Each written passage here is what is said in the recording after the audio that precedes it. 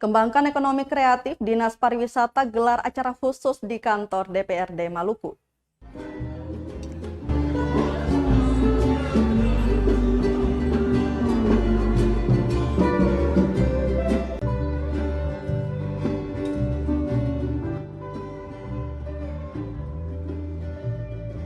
Dinas Pariwisata Provinsi Maluku menggelar special event di kantor DPRD Maluku Selasa 14 Desember 2021.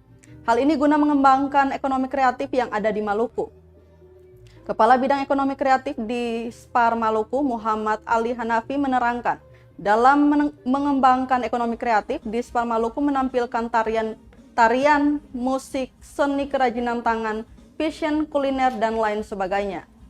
Biasanya juga digelar di beberapa destinasi tempat wisata yang ada di Maluku, salah satunya seperti di Pantai Liang, Punimua, Maluku Tengah. Karena yang kita dorong adalah fashion, musik, kria, dan kuliner itu yang kita dorong. Diketahui special event digelar selama 2 hari di kantor DPRD Maluku. Kemudian akan dilanjutkan ke beberapa instansi lainnya seperti kantor Gubernur Maluku, Bandara Patimura Ambon, dan Gong Perdamaian Dunia.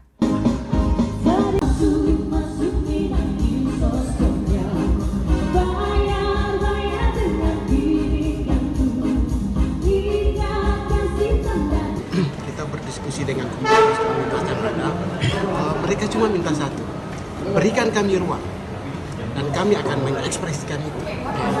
Salah satunya sekarang kita coba lihat lagi kita naik sedikit daripada special event, kita main pada pojok ekonomi kreatif.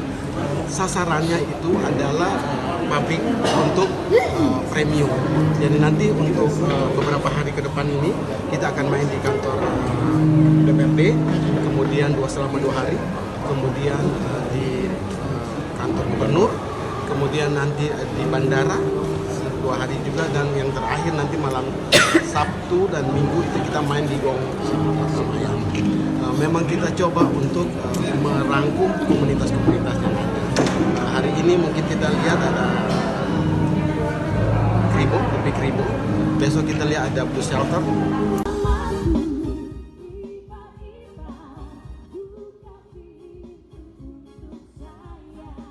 Terima kasih sudah nonton. Jangan lupa like, subscribe, dan share ya.